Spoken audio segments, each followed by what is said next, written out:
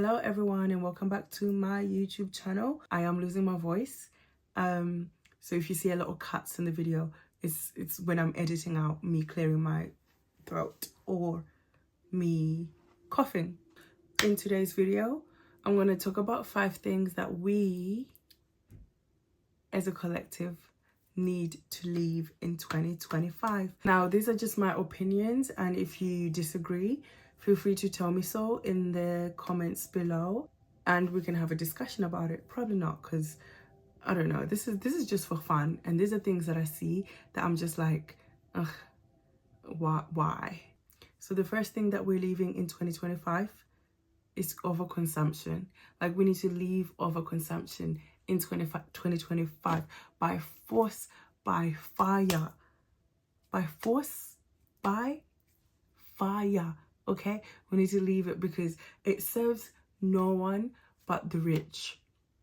By rich, I mean the companies that are mass producing these products for the general public to overconsume. We need to stop. Okay, we need to stop and slow it down. Slow it down. Okay, like, we need to, before you think, oh, let me buy something, breathe, and then breathe again. And then breathe again. If you still think you want to buy that thing, breathe. Keep breathing, okay? Okay? Now, this point is mainly for those of us that will buy the same thing multiple times. Stanley Cups, Labubus. Okay, wait, no, Labubus you can buy multiple of because you can class that as collection. Like, you're a collector of Labubus, right? Like, people collect stamps, people collect specific dolls, but those that will buy like Stanley Cups, every new release that Stanley is bringing out, you're rushing to queue in line to buy it. You don't need to do that. You don't need to do that. At most, you need 4 Stanley Cups, 2 hot, 2 cold, 1 for indoors, 1 for outdoors. So like 1 for when you're going to work, to uni, to school, and then 1 for when you're in the house. Okay, and then same with the warm ones, 1 for when you're out and about, and 1 for when you're in the house, if you do need one in the house, which some people do. I use my thermal cup in the house, so 4 max. Okay, 4. I don't want to see, the fact that some people would actually queue up from 3 a.m. to get a new Stanley, knowing they have Stanleys back home. You have Stanleys back home that do the same thing that this new Stanley that you're queuing up for does. The only difference is the color. Stop. We don't need to do that. We don't need to do that. Okay, we need to stop overconsumption. If you feel like you've got so much money and you don't know what to do with it, I don't know. Figure something out. Invest in stocks or something. I don't know. You know, buy a house, flip it. Buy cars, flip them, sell them. I don't know, do something with your money, but buying the same things over and over again just to have different colors, okay? But if that's what makes you happy, then I don't know, for you, I guess do it. Karl Marx will be proud, I guess. I don't know. That's just me though. We're leaving it behind. Point number 2 links to point number 1, and that is, we need to stop buying things because they're trending. More specifically to myself, stop buying makeup because it's trending. Not every trending thing is for us. Okay, sometimes just watch the trend and go. Okay, and then after the trend fades away and you're like, you know what, no, I really liked that thing, then get it. Just don't get something because it's trending, just because you've seen someone be like, oh my god, like, this is so great, like, oh my god. Because most times, okay, not most times, a lot of times those people are getting paid to say positive things about that product. Okay, so you do not need to buy everything that's trending. Okay, future Lisa, you do not need to buy everything that's trending. Everything that's trending is not always for you. We'll let trends be and pass you by. It's okay. It's okay for them to pass you by. You're not missing anything by letting the trends pass you by. Okay, unless that trending thing, so like, let's say it's makeup and it's a new lip balm that's trending, unless it's your job as a beauty influencer, as a beauty content creator, then like you can say I'm getting it to review to tell other people. But if you're just a regular person, you do not need to buy everything that's trending. No. Okay, so let's all hold our hands. Hold my hands.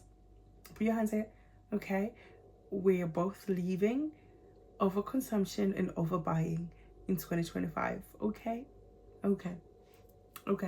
Yeah, I'm gonna hold you to that.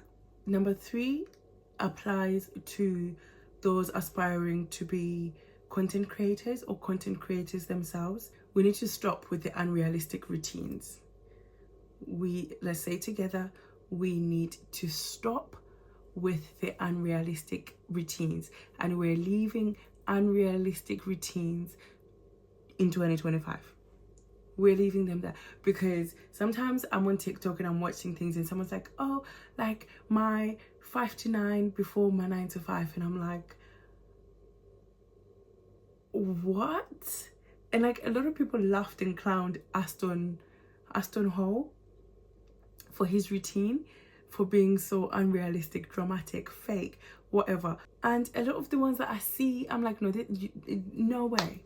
This has to be fake. There's no way you do this every single day, or like 5 days out of the 7 of the week. There is no way. It's just too unrealistic. So we need to leave the unrealistic ones. Now, I don't really have examples of the unrealistic ones because I didn't save them when I saw them on TikTok, but you probably know the ones that I'm talking about, right? The ones where you're just like, no, there's no way. If you're someone that watches influencers who have an unrealistic routine, I want you to know that you can have a simple routine and it will work just as well as their lengthy, dramatic, unrealistic routine. Like, you can have such a simpler routine, shorter routine that works as well as theirs do. Okay, we do not need unrealistic routines in a world where social media just makes everyone else, where people are influenced by social media to feel a certain way.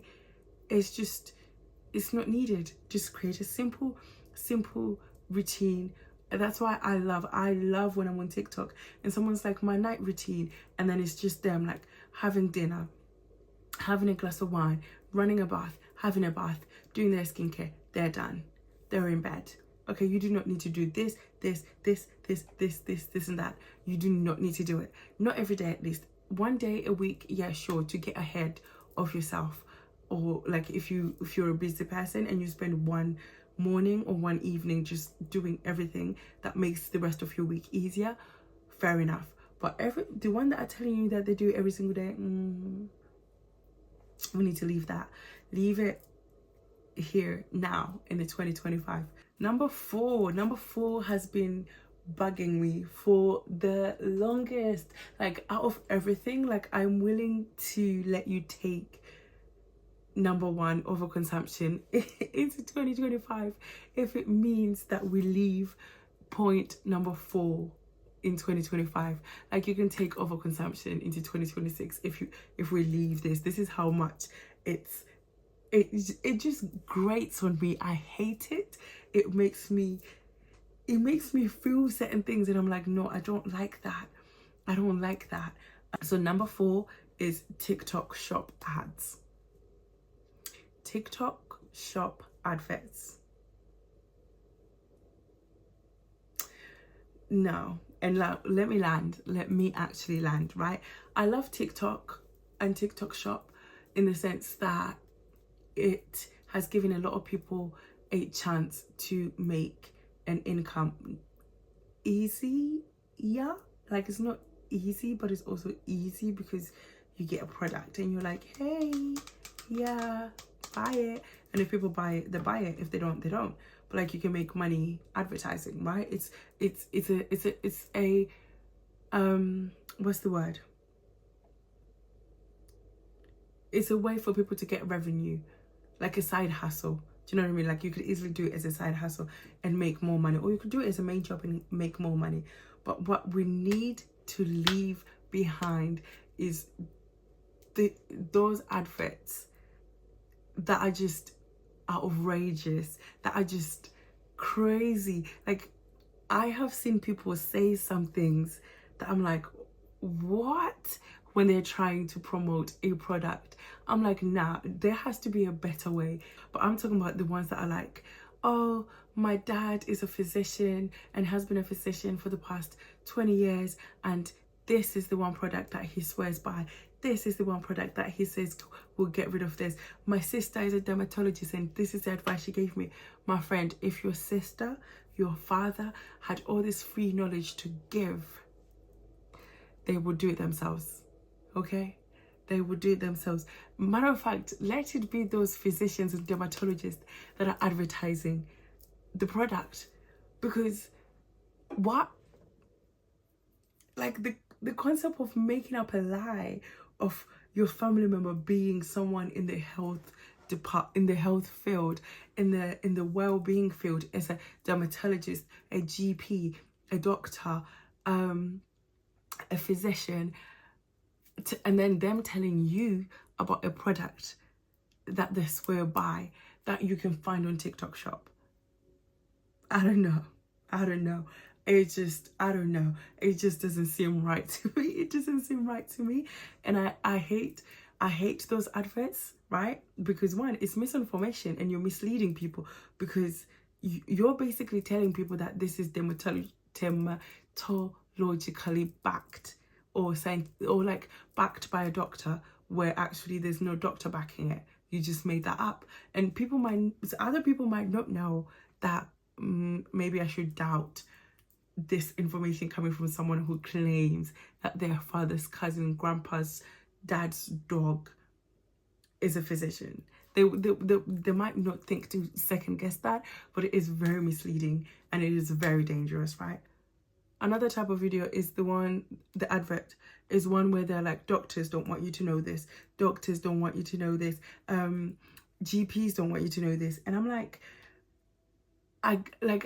yes, okay, there are things that like GPs won't tell us because it will put them out of business. I don't know, maybe, I don't know. But again, very misleading to say, oh yeah, like this is, the doctors are hiding this from you. Like, who told you that? My thing is, if you're going to say, oh, doctors are hiding this from you, I need to see the scientific research on the product that you're advertising and be like, look, this study said da da da da da, this study said da da da da, and that study better be peer reviewed. Okay, I'm not talking like the company that owned the product, that made the product, did a study. No, I'm not talking about that. I'm talking about independent study. Because for you to claim that something is so useful and so powerful that doctors hide it from you, as if it treats cancer. Like, you see how people are like, no, like the government really has a cure to cancer, they just don't want people to know that there's a cure to cancer. You see that conspiracy theory? I need evidence. I need scientifically backed evidence.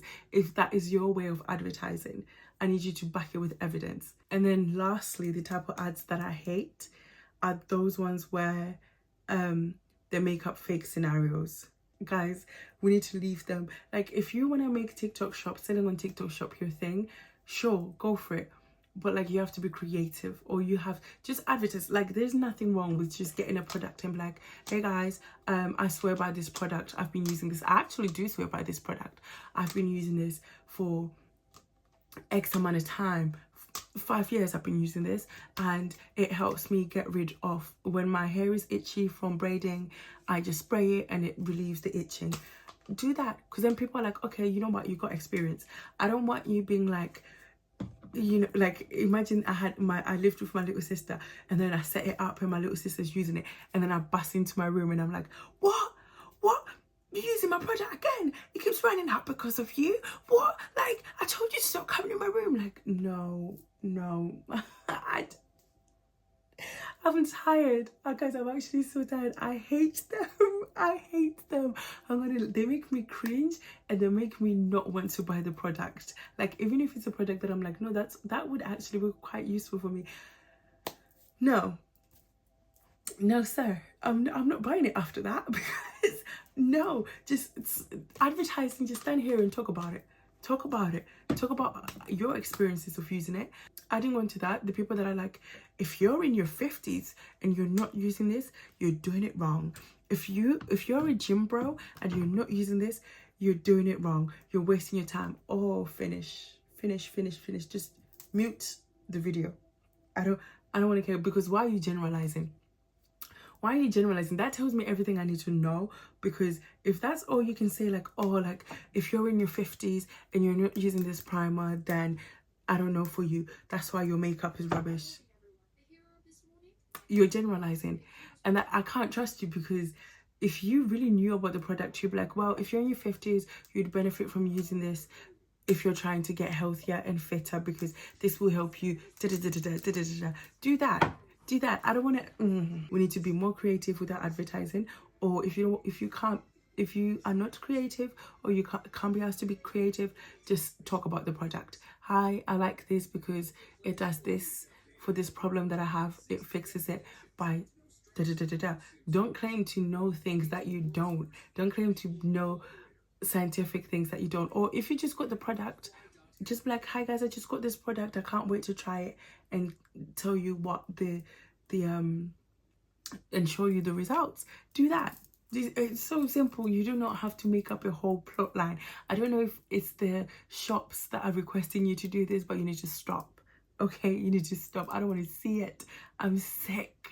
The fifth thing that we're leaving in 2025 is relying on AI too much. Okay, I think some of us are relying on AI a little too much. Just a little too much. Just a little too much. Okay, now hear me out.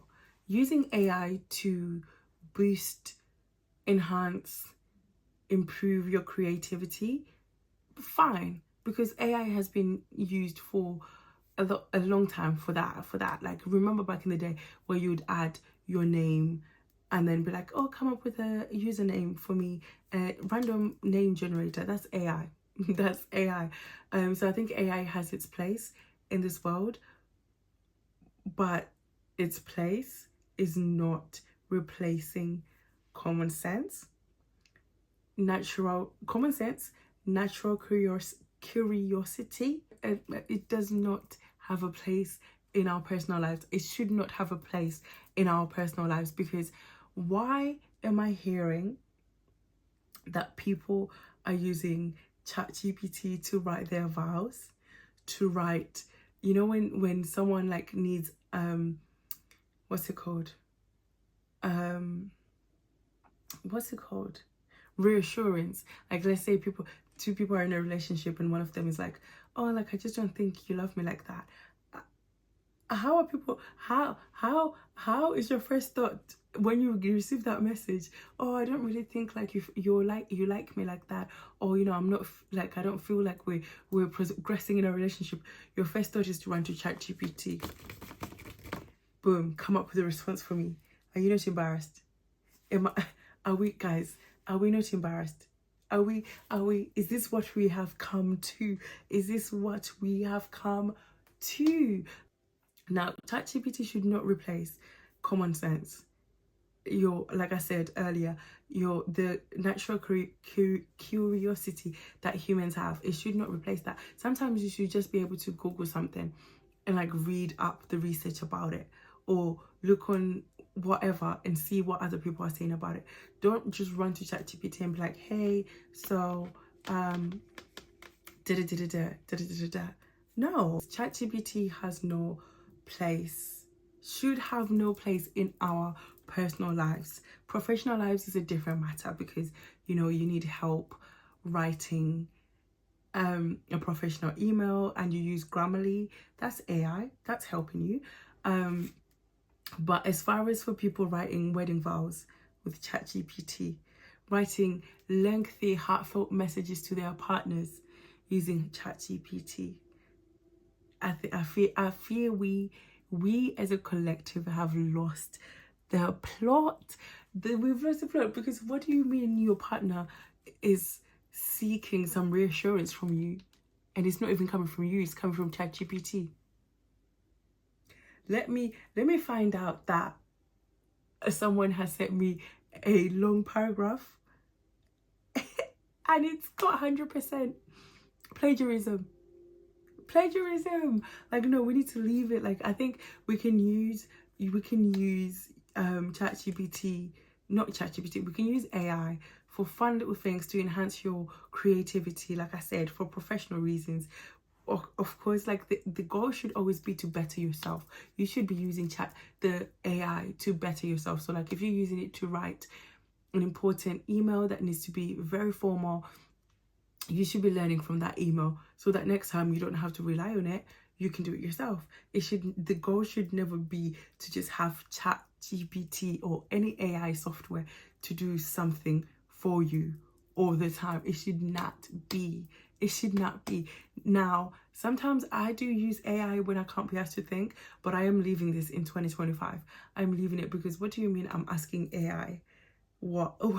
Why am I asking ChatGPT like what I should buy this week so I can make meals? Do I not know that? Do I not know the food that I like? Do I not know what I usually get from the shops? Come on now. Come on now. Like, let's just stop relying on AI too much, because I fear that if we do, we're gonna lose the very thing that makes us human, and it's common sense. Okay? Common sense is what sets us apart from AI can replicate a lot of things that humans can do, but common sense, it struggles in that department. Well, at least the last time I did my research into AI, it struggled with that. If we were to rely on AI for everyday things, I fear common sense will fade. I mean, as it is, common sense ain't so common, but it could get worse. It could get worse. So I think we just need to rethink about what we use AI for. Everyday tasks that keep your brain active and give your brain something to do them. Okay, simple maths, do it. Simple planning, do it. Take pride and joy in sitting down and planning something instead of just typing into ChatGPT, hi, can you give me content ideas for the next 30 days? Take pride in sitting down and planning it and figuring out, I liked doing that. Maybe I can repeat that this week, maybe because there is so much joy in doing that. Okay, just stop relying on AI too much, because when you get to the point where you are using it to write heartfelt messages, wedding vows, messages to put in a card,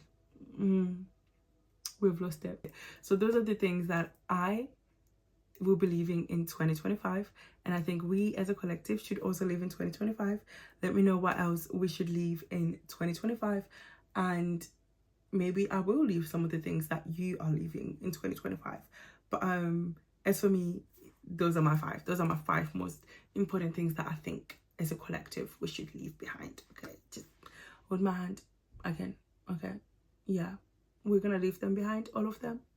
Okay, I swear to not use AI to help me with my shopping list. I don't need it. Okay, I don't need it. I've managed well without it, and I will still manage without it. So let me know what you guys think. I hope you like it, and if you don't, let me know why in the comments. Okay, thank you so much for watching. Bye bye.